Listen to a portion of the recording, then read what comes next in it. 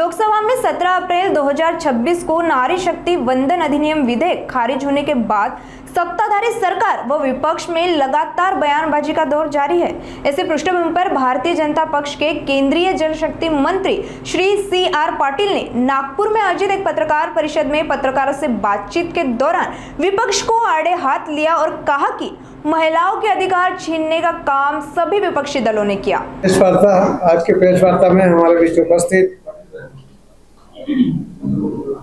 माननीय खासदार श्रीमती रचना सिंह जी, राज्यसभा की खासदार नई नियुक्त मायाताई युवनाते, पूर्व खासदार और हमारे मित्र श्री अजय संचेती जी, विधायक श्री कृष्णा खोपड़े जी, नागपुर शहर महामंत्री दावड़ेताई, दिव्या जी, संदीप यादव जी, संजय ठाकरे जी, प्रगति पाटिल और अन्य पदाधिकारी।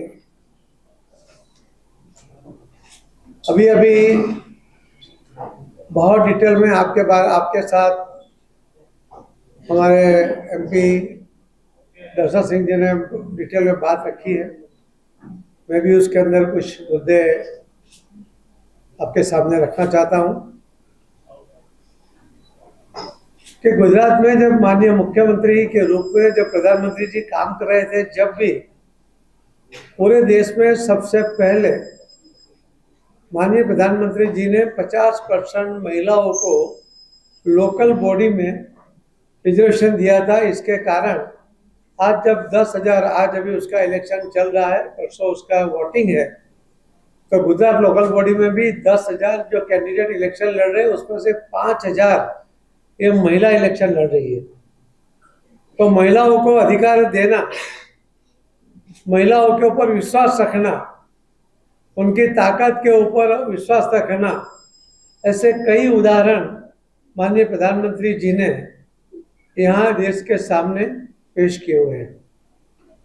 ये जो बिल 2023 में नए लोकसभा के सदन में पहला बिल तो पास हुआ था, आपको मैं बताना चाहूँगा कि जो अभी बस्ती गिनती की बात कर रहे हैं, तो 2001 में जो गिनती हुई थी उसके बाद उसको लागू करने में 2009 यानी करीब 8 साल लग गए थे। अभी भी ये गिनती का काम चल रहा है, उसके बाद परिसीमन हो गया तो कम से कम और 8 से 10 साल तक महिलाओं को ये अधिकार न मिले, इस तरह का काम, महिलाओं का अधिकार छीनने का काम सभी विपक्ष ने मिलकर, कांग्रेस, TMC, SP सभी ने मिलकर एक काम किया है। माननीय प्रधानमंत्री जी ने लोकसभा में भी बहुत स्पष्ट रूप से कहा था कि अगर आपको लगता है कि इसका जस भारतीय जनता पार्टी को मिलेगा या नरेंद्र मोदी जी को मिलता है, तो मैं खुद ये पूरा जस आपको समर्पित करता हूं। मैं ही बोलूंगा कि ये जस के अधिकारी ये विपक्ष के सभी पार्टी के लोग हैं। मगर फिर भी उनकी रिक्वेस्ट, उन्होंने सभी पहलू पर समझाने की कोशिश करने के बावजूद भी ये विपक्ष ने उसमें सहकार नहीं दिया। आगे पाटिल ने कांग्रेस प्रमुख राहुल गांधी समेत सांसद सोनिया गांधी व अन्य महिला पदाधिकारियों पर तंज कसते हुए कहा कि खुद जो महिलाएं राजनीति में सक्रिय हैं, उन्होंने ही नारी शक्ति वंदन अधिनियम विधेयक का विरोध किया। इस पत्रकार परिषद में सांसद मायाताई युवनाते, दर्शना सिंह, विधायक कृष्णा खोपड़े समेत अन्य पदाधिकारी उपस्थित रहे। कई प्रश्न विपक्षों की ओर से उठाए गए थे।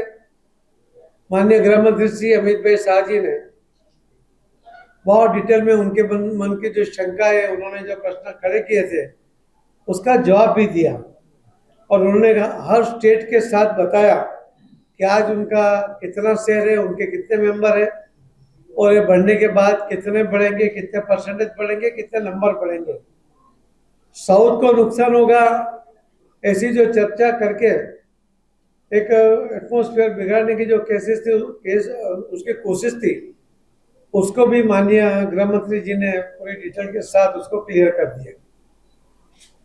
जो कांग्रेस पार्टी है तो उसके अंदर राहुल गांधी उनके नेता जो विरोध कर रहे थे, उनकी माँ खुद सोनिया गांधी जी कई सालों से लोकसभा में और अभी राज्यसभा की मेंबर है। उनकी बहन अभी लोकसभा में है। सपा में अखिलेश जी की पत्नी, वो लोकसभा में पहले भी थी, आज भी है। सुप्रिया सुले जी पहले भी थी, आज भी है।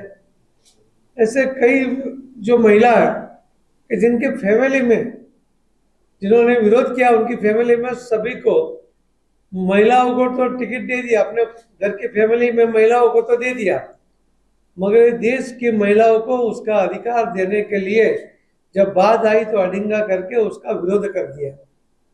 जो महिला खुद वहां चुन के आई है, उन्होंने भी ये महिलाओं को अधिकार देने से विरोध कर दिया। मैं मानता हूं कि विरोध करने के लिए होता है, मगर जब देश की बात हो, जब देश के 50% महिला, करीब 70 करोड़ महिला, उनको जब अधिकार देने की बात है, तब इस तरह का उसका जो बिहेवियर रहा वो बहुत ही नेगेटिव रहा।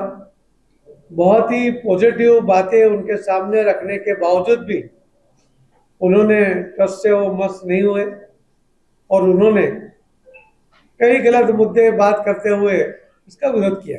नागपुर समय न्यूज के लिए वीडियो जर्नलिस्ट उदय सोनवने की विशेष रिपोर्ट, नागपुर।